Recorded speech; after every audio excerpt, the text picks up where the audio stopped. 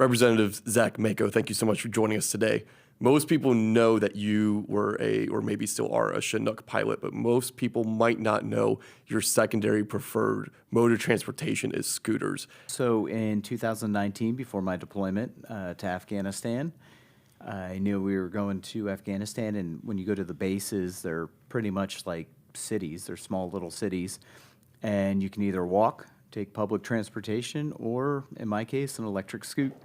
There's public transportation in the military bases? Yeah, they have buses, little bus routes that go around the bases to get you where you need to, whether you're going to the chow hall or to work or whatever. So then you brought that back to Harrisburg with you when you returned, is that correct? Absolutely. It is the envy of Harrisburg. And if I might put a shameless plug in, it is also the best way to ride around the city. How did Capitol Security feel about that? They have no problem with it. They're cool with it. We walk them in the buildings, and they don't care if we're riding them outside. Oh, gotcha. So you don't ride them inside then? Not all the time. No, okay. Not during business hours. Yeah. Yes, not during business hours.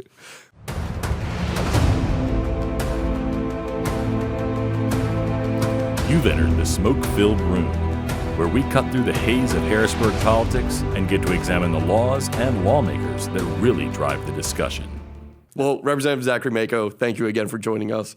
You represent the 183rd Legislative District, which is north of Allentown and makes up parts of Northampton and Lehigh County. Is that correct? Correct, yep. So tell me a little bit about your district, your constituents. Who are they? What are their problems? Yeah, as you mentioned, the 183rd encompasses parts of Lehigh and Northampton. It kind of splits right down the middle. And pretty rural. It's a rural district. We have a couple pockets of dense municipalities like Slatington and Northampton, but generally speaking, kind of farmland-ish, right up against the Appalachian Trail and the Appalachian Mountain there. A couple of the big issues that we have in the district is property taxes. That's number one issue. And in days of late, and years of late, I guess, warehouses coming in because we're right there on 33, 95, all those corridors, 81. So we have a lot of warehouses going in the area. A lot of people want to push that off on the state, but it's a local municipality zoning issue at the end of the day. But those are some of the big issues. Did you grow up there? I did, yes. I did grow up there. From kindergarten to 8th grade, I went to a small Christian school, and then from 9th to the end of high school, I went to Northampton, so I'm a Northampton grad. What year did you graduate?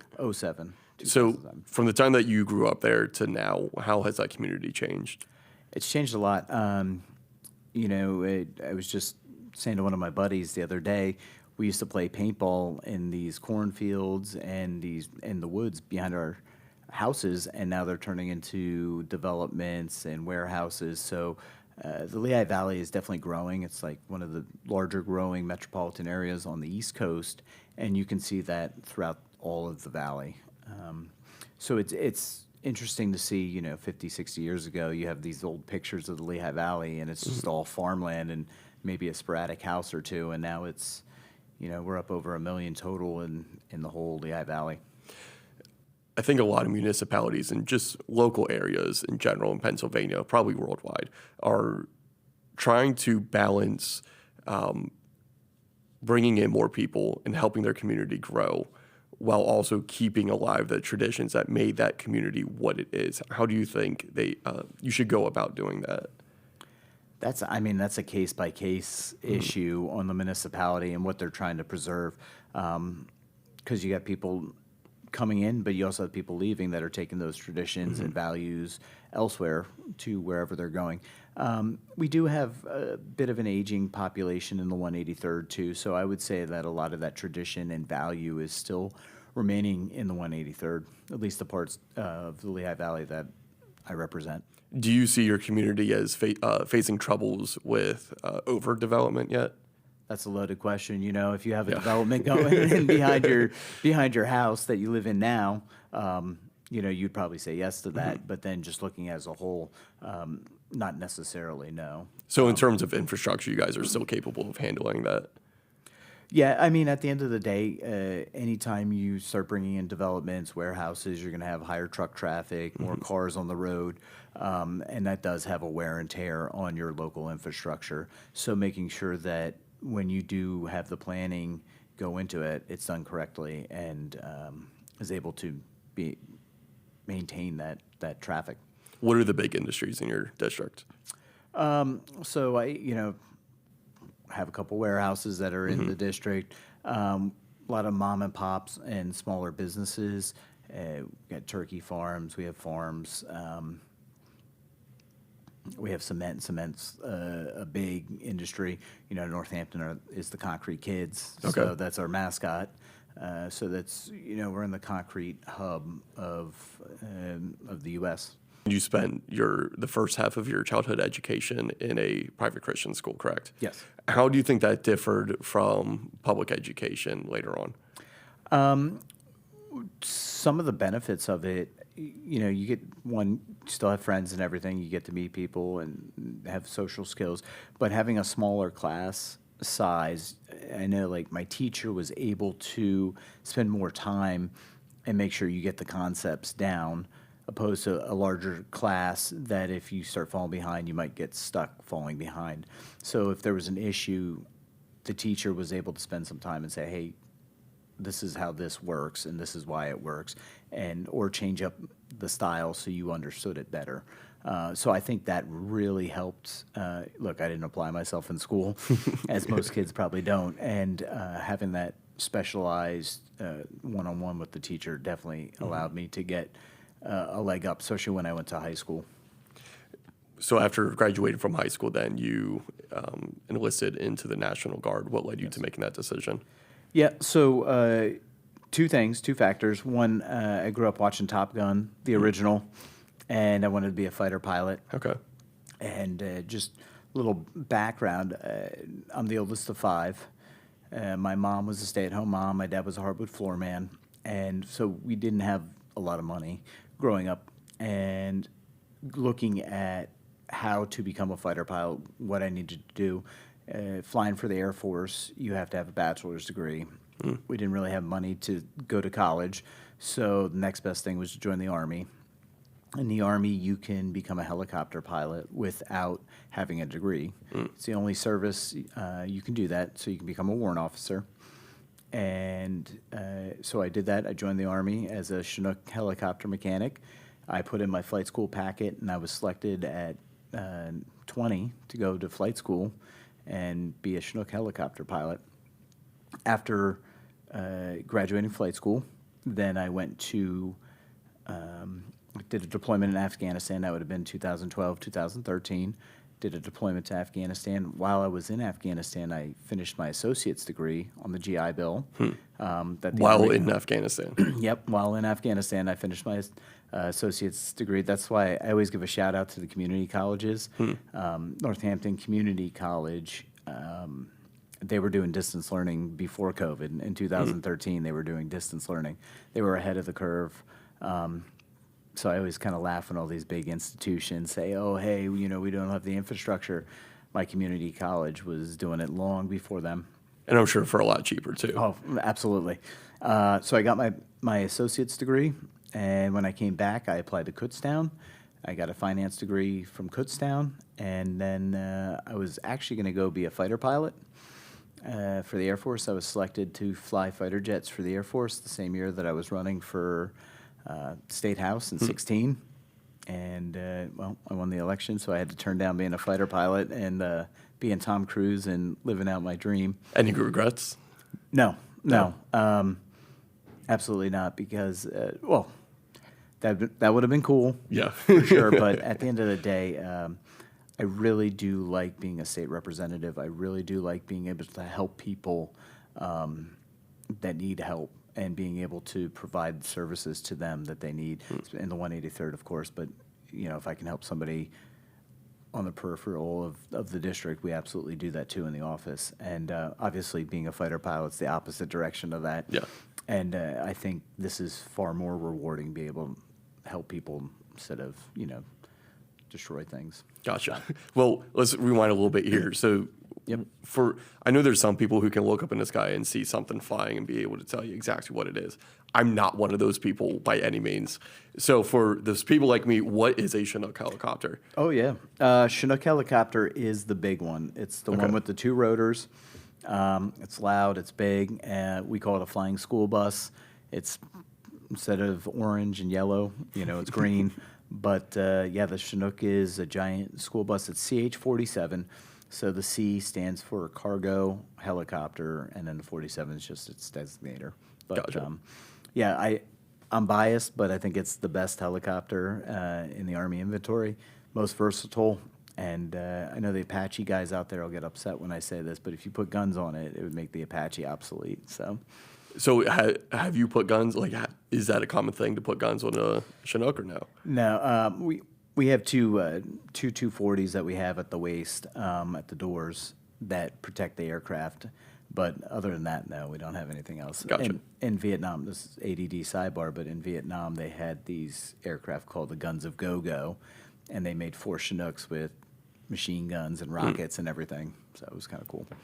And did you ever get to fly one with those? No. That was our old Vietnam thing. Gotcha. So that's out the window now. Yeah. No? Yep. Gotcha. But they were cool. So your first deployment to Afghanistan in 2012, where were we politically in the world at that point when you got deployed? 2012, that would have been during the surge in Afghanistan. There was a buildup in Afghanistan and the surge. I was stationed in RC East, so that would have been on, I was in Fob Shank and then Salerno.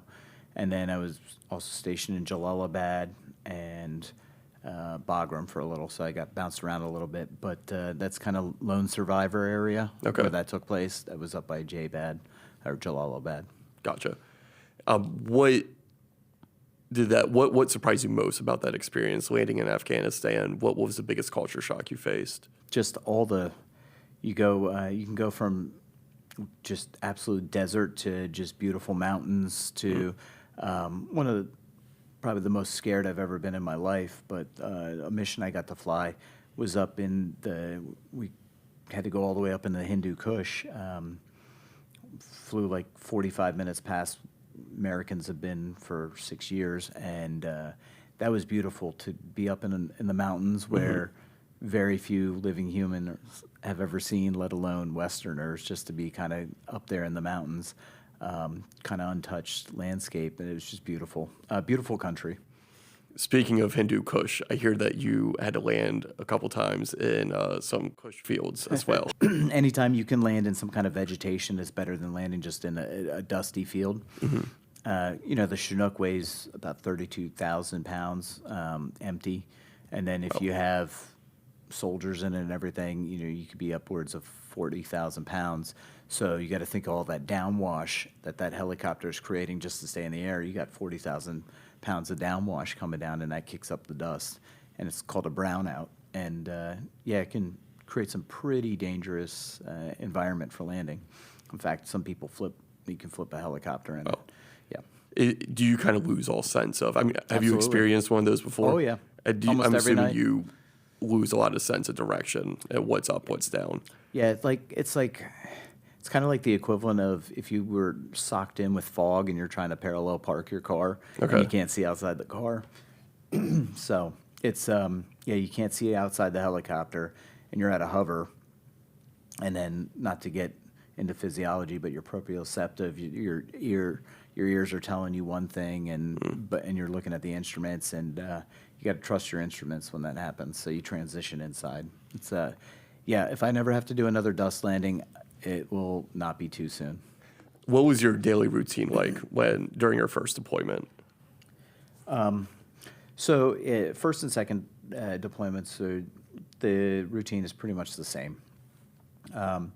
So you wake up 3 o'clock in the afternoon, 4 o'clock in the afternoon. We flew at night. All the movers and shakers kind of operate at night. So you wake up at 2, 3 o'clock, 4 o'clock in the afternoon. You go work out. I would always go for a run, do like a 2-mile run, hit the gym, come back, change, take a shower, change, you go to dinner, grab dinner, then you would go to the first brief that you would have for the night. It's the O&I. And it's pretty much just getting you caught up on what happened in the last 12 hours while you were sleeping. You know, these helicopters flew here, they resupplied these guys were tacked, we're potentially doing an op over here. Just have that in the back of your mind, this is what was done. So, half an hour brief. From there, you would go over to the company area, find out what mission you're flying for the night, what line you were being assigned to, make sure it didn't change from the night before. And then, so you go to the A&B, so the air mission brief, and that's like all the players are there talking about who you're going after, where you're going, what you're doing. So you go to that brief, go back to the company area, do your third brief for the night, the multi-ship, because you never fly anywhere by yourself. So you always have a sister ship with you. Do the multi-ship with the other aircraft. From there, you head out to the aircraft. You do your brief with your aircraft, and then get in and take seats. Do the infill anywhere from once it gets dark. Drop the guys off. Once you drop them off, you come back. Depending on the location, you plan a mission for the next night or the couple nights out. Grab midnight chow, which is like lunch, and then go pick the guys back up, whoever we dropped off. Like 3, 4, 5 o'clock in the morning. Come back, post-flight daily the aircraft, and then rinse and repeat. You do that 14 days on, 1 day off. So Gotcha. You're like The Walking Dead after a couple iterations. Yeah. You're just grinding it out. So you essentially were on night shift then, right? Oh, yeah. Yep. Is that typical for all pilots, or is that just for what you were assigned? I was assigned to flying deliberate missions, so have these guys go out, kill or capture whoever they were doing it, and that was always done at night. You might have one or two during the day to kind of mix it up and throw them off, but generally speaking, that was at night. Gotcha. So. And did you always fly with the same people? It depends. For a little during my second deployment in 2019, 2020, I was with a really good friend of mine, Ray Arnold, and we were battle rostered together, and we were like the perfect pair. And then we also had the same crew in the back too. So we knew it was good because we were a well-oiled machine. We knew what we were doing. We knew what everyone was going to do and how everyone operated. So it definitely took some of the stress out of flying every night. So you had the same, you said, flying partner. Yeah. So the troops that you were flying then, typically the same troops as well? Every night that could be different. Yeah. Okay. We had Czech Special Forces, Polish Special Forces, Norwegian Special Forces, U.S. So it didn't even have to be U.S. forces. You were flying everybody? No. Okay. Yeah, everyone. Especially out of Kandahar, that was the hub. And there was a lot of different teams there. Do you know, is that typical for military operations where, regardless of what their assignments were, for them to be working with different nations' armies? Yeah, I mean, I would say it was typical of Afghanistan just because it was a NATO, we had NATO forces there, so everyone had a little piece of the action, kind of. Gotcha. And what type of missions were you typically flying? I mean, was it always troops? Was it supply drops? Yeah, we were always. I mean, not always, but generally speaking, we were flying deliberate missions, taking a team out, and they would go out and grab somebody or one of the terrorists or whatever. And you guys were doing that nightly? Every night. Just you had another target every night. Yep, 14 days on, 1 day off. Wow. We were doing it.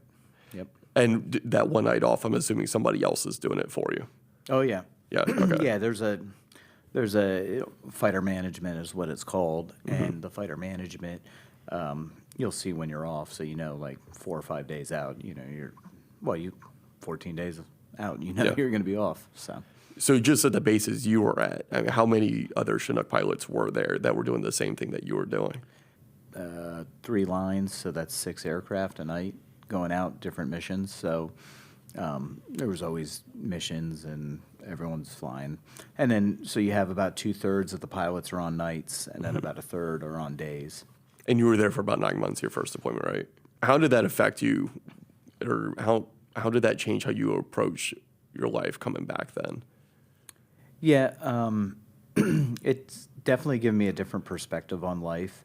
I think, a lot of people can put focus on things that don't matter. And having flown in combat and been 2 deployments, it's changed. I guess I look at things as, being able to filter out what's trivial and focus on what matters. It definitely helped me, especially at a young age, too. My first deployment, I was 23, 24, flying combat missions. So it allowed me to, focus on what really matters. And then that also translates into this job as well. We always joke, but did you die? and it's, and while this is a serious business in the state rep gig, a lot of people get freaked out about things that potentially don't matter at the end of the day. And while everything kind of does matter, at the end of the day, we're not going to die here. So There's a lot of noise. yes, there's a lot of noise. Yeah, that's a good way to say it. So it helps you filter. It's always helped me filter that out. What did you do between your coming back from your deployment and running for office? In 2013, when I came back, I finished up my degree, my associate's degree at my local community college.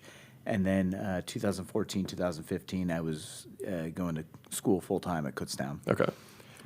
So run me through, and you won your first election in 2016, correct? Yep. Tell me a little bit, how did that, was politics ever something that you imagined yourself getting into? How did that process happen? Yeah, I kind of just fell into it. It was kind of a godsend type deal.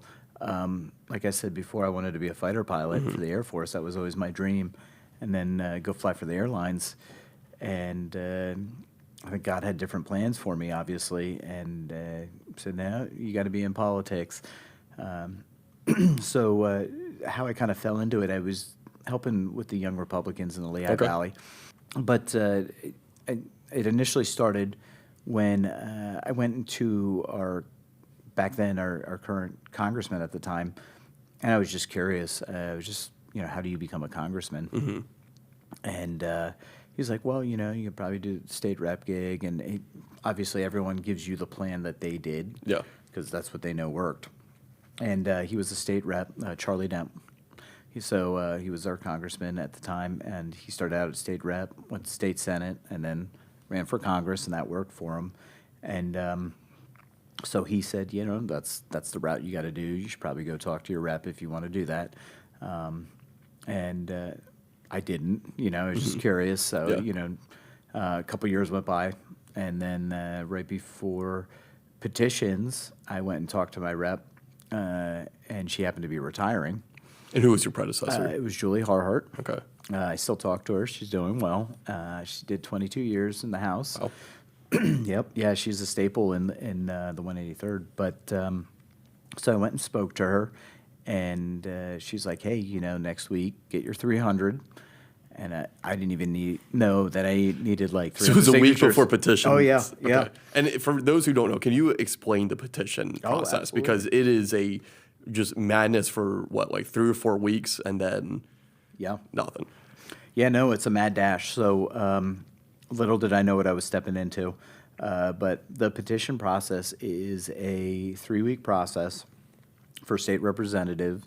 We need 300 signatures of your party affiliation.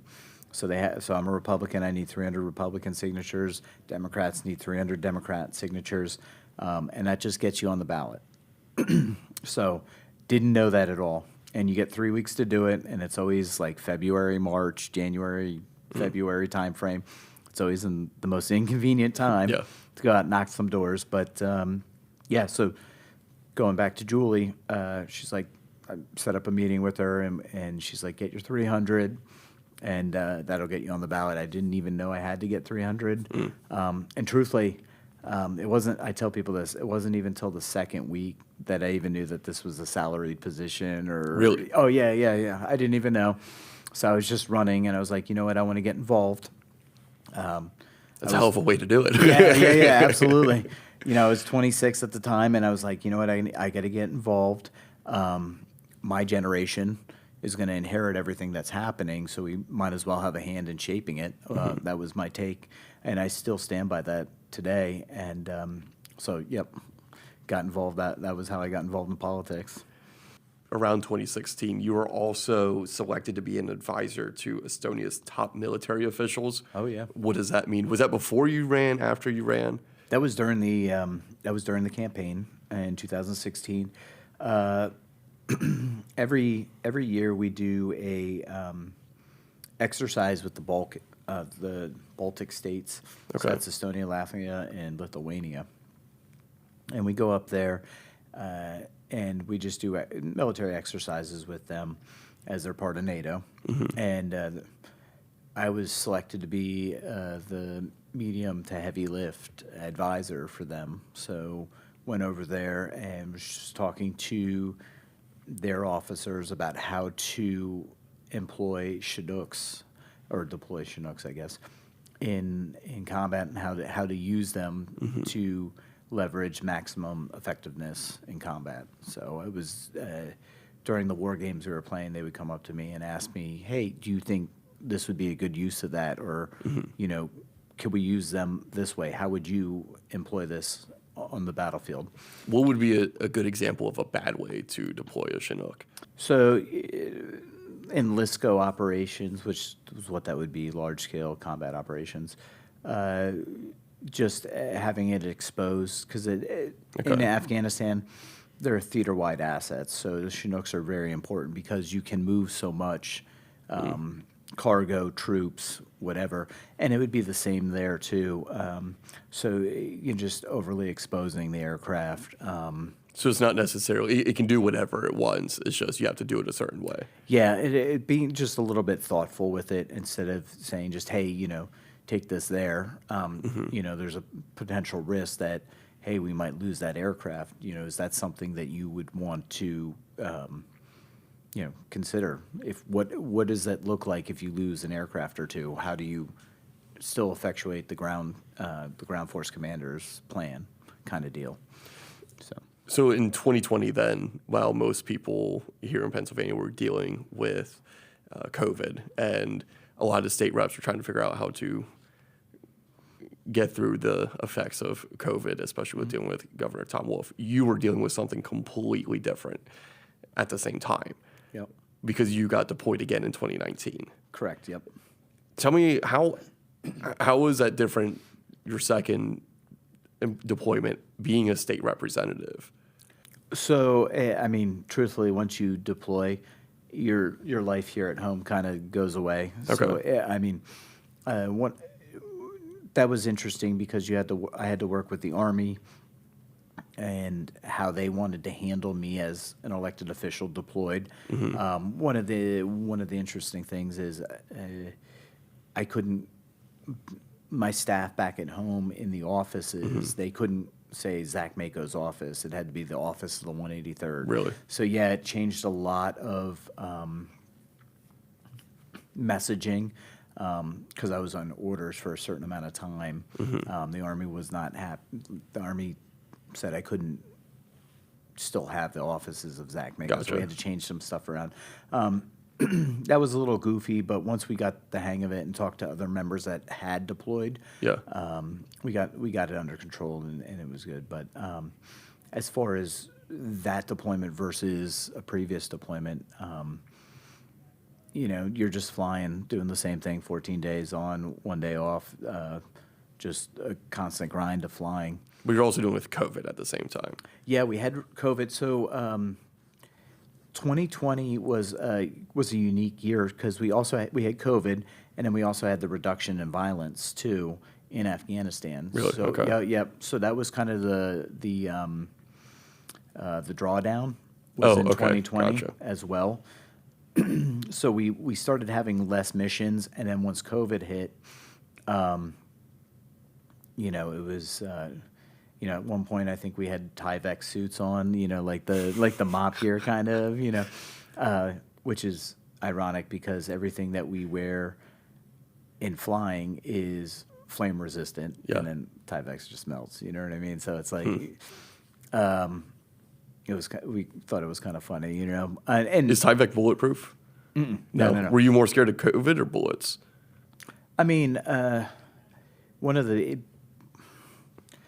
issues that like you got to be very careful about on deployments, especially after a couple weeks or a couple months, is you become complacent, and that's what can get you into some trouble. And so bullets are always a concern. Yeah.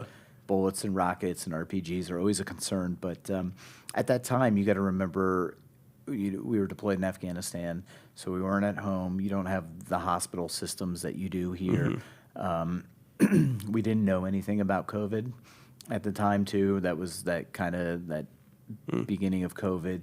So you didn't know what was happening. And the biggest thing when you deploy is you just want to go home. Yeah.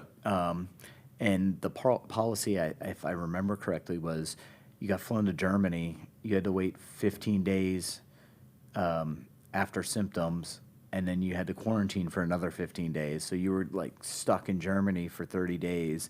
And that was kind of at the tail end of our deployment in June, July, August. And that's to go home? Yeah, well, or to get there? No. That was if you tested positive for COVID, because we didn't know what was going on with COVID. They would, you would be put on a flight and then flown to Germany. Yeah. So you quarantined in a completely different country than where you were serving? Yeah, because in Germany they have better medical. Okay. So once again, not knowing what was going on with COVID, they were like, "Hey, you're just going to Germany," and then you were like isolated for 15 days, and then you had to quarantine for another 15 before you could be tested. And so, like, the last thing any of us wanted was COVID, right? Yeah. Because we're all trying to go home. Yeah. And then we got back to Fort Hood, and then we were all segregated in little camps. Because when you're at North Fort Hood, you have people that are deploying and people that are coming back, and it's a MOB station, so you couldn't interact with anyone. So it was kind of goofy.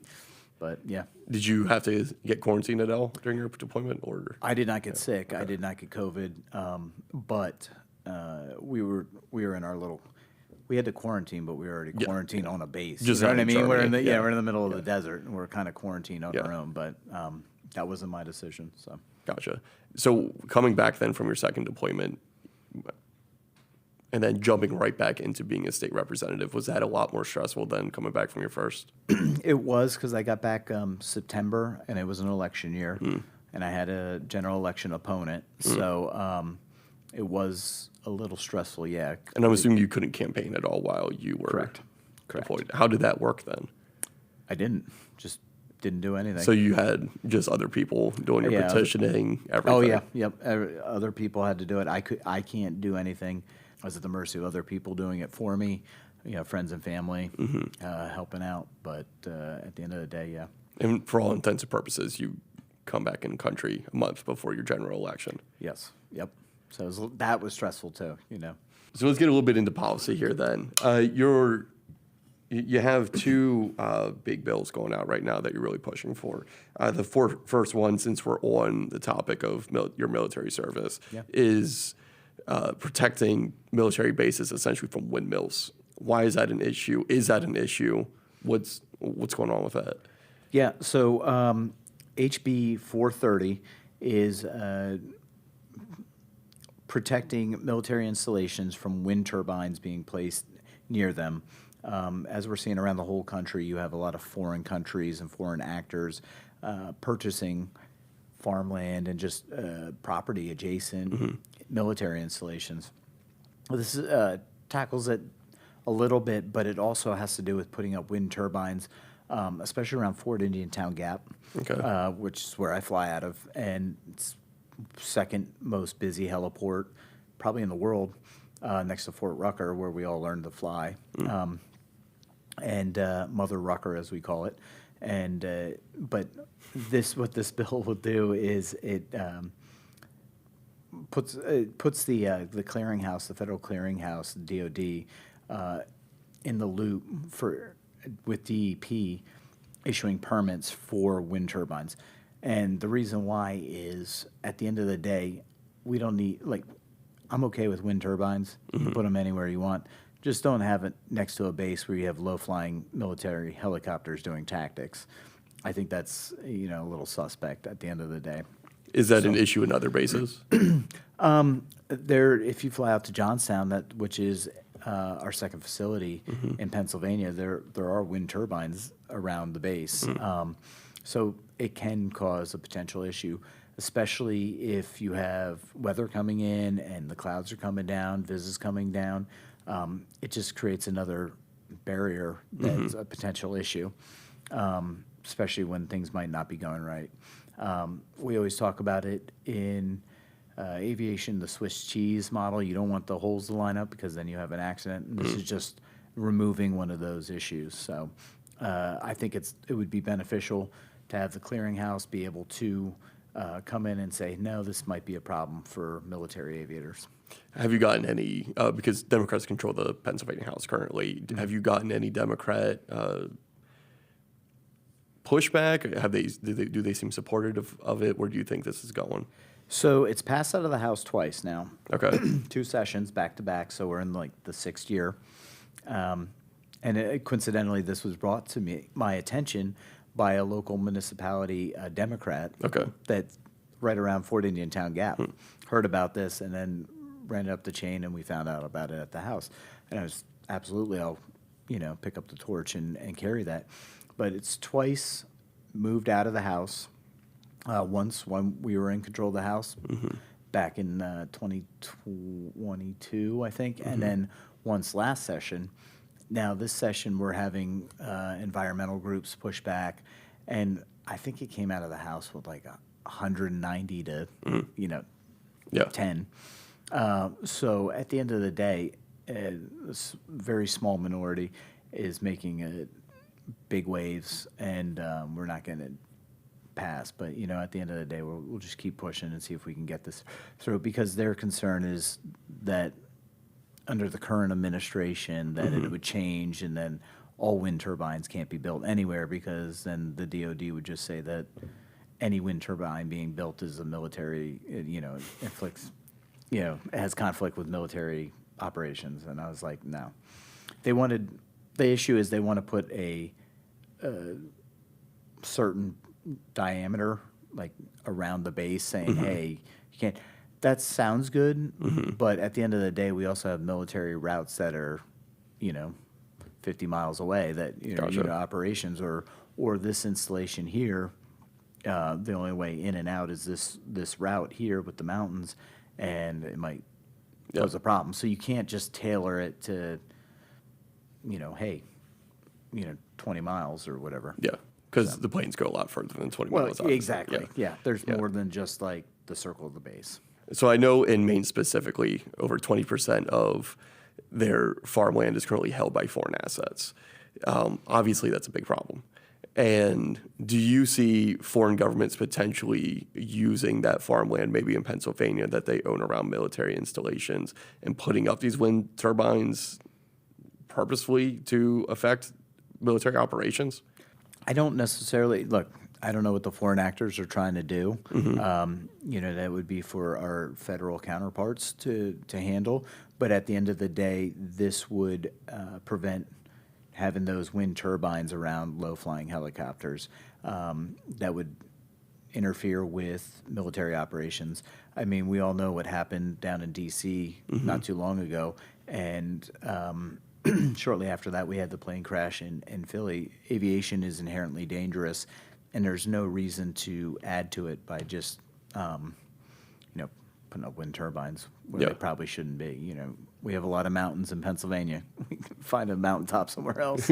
So to answer your question, yeah, I think it would help with the foreign actors, but and not for nothing, but if you have a foreign entity that owns the wind turbine, who knows what's in the turbine too? So it might just be more than the turbine itself. Another bill you have going on right now is House Bill 686, which grants parental access to their children's medical records. I was under the assumption this is something they already have access to.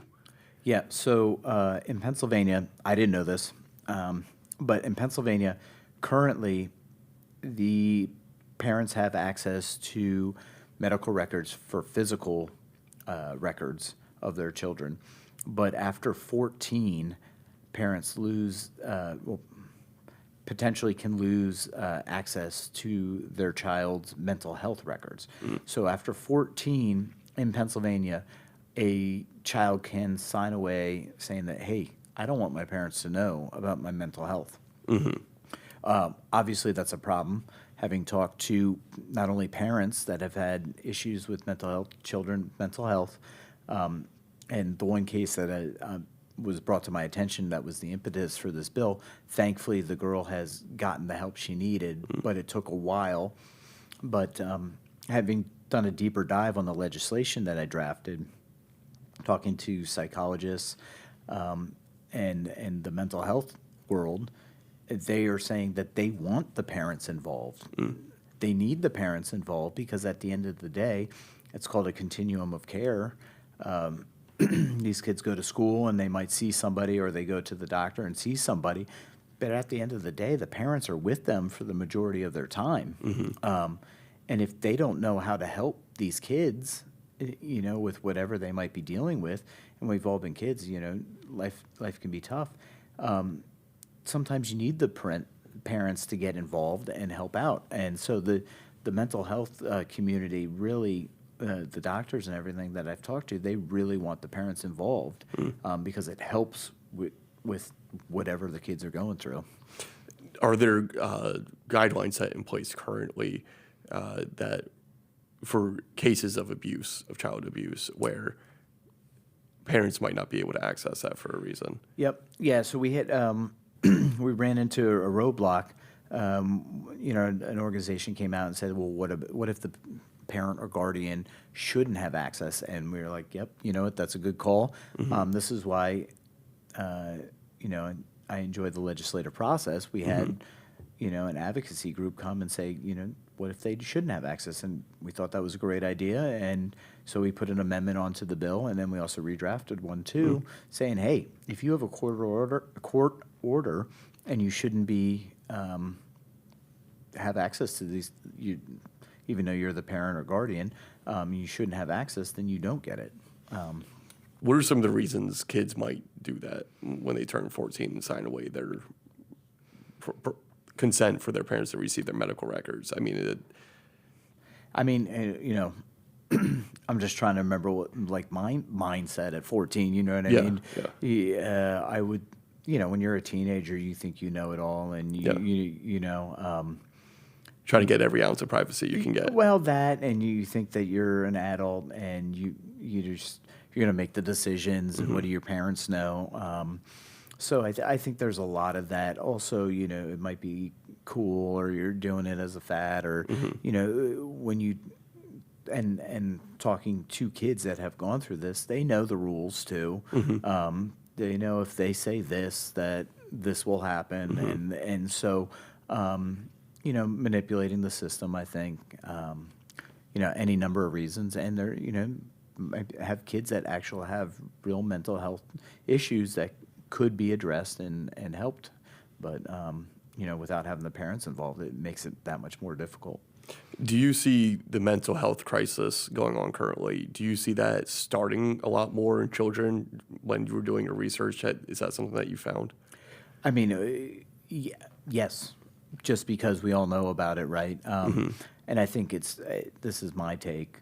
I'm of the opinion that social media does not help at all. In fact, actually, I was listening to a motivational speaker the other day, and he was talking about going around to different high schools and asking the kids if they have social media, and they all raise their hand, of course.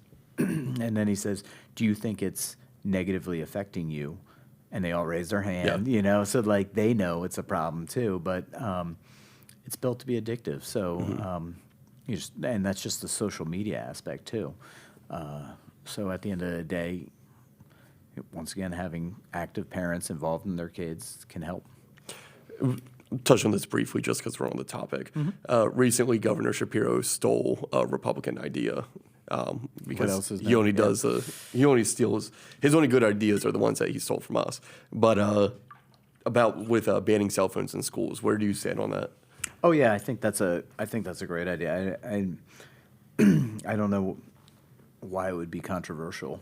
I have friends that are teachers, and they tell me that their kids will come into class, they'll take a picture of the test, and then have some AI just give them the answers, and it's like, okay, well, they're not learning. I don't see the need. You and I made it through school without cell phones. Like past generations made it through school without cell phones. I don't really see the issue. So. Well, to close out, you're on the Appropriations Committee. Currently, we're going through appropriations hearings, which is where the House and the Senate get to meet with the different state agencies, the secretaries of different state agencies, to ask them essentially, why are you asking for the money that you're asking for? Currently, the governor's budget that he proposed is at $53.26 billion, which would drain about 60% of what little of the rainy day fund we have left. Tell me your quick thoughts on this. Have you learned anything crazy during these budget hearings? I know sometimes they can be exciting. Other times they are an absolute snooze fest. What's going on currently? Yeah, you're absolutely right. 53.26 billion with a B. This number completely blows my mind. I've only been in the legislature. This is my 10th year. And, when I first came in, we were looking at a budget of 32 billion, and now we're at 52 or 53 billion. It is concerning because, we only bring in 46 to 47 billion in revenue, and the governor's trying to spend 53.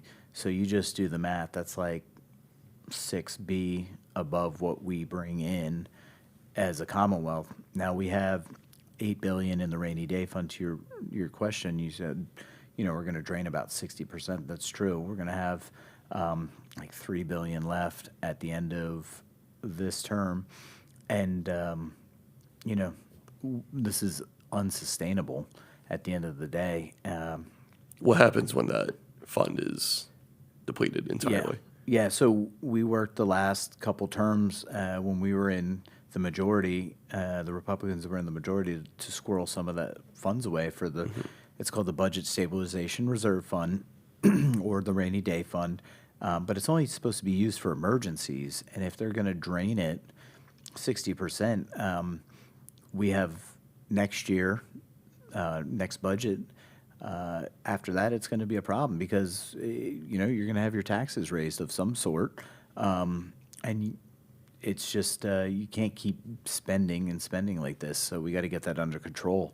And The rainy day fund's not going to be depleted until what, 2028? Yeah, the 27, 28 budget. Okay. Well, and then, Do you think that's a little ironic? yeah, the timing. Yeah. Yeah, the timing for the presidential election. Yeah, no, weird, right? Bankrupt the state and then kind of bail to bigger and better things. Yeah, I don't like it because it's just going to leave Pennsylvanians left holding the bag. And at the end of the day, especially my district, the 183rd, as we mentioned earlier, it's a rural district. It's not a super wealthy district. So you're going to have these seniors that are struggling, seniors and average age families too. They're going to be struggling at the end of the day. And then the only answer is going to be to cut spending, but that's not happening, So it's going to be to raise taxes of some sort. Representative Zach Mako, thank you very much. All right.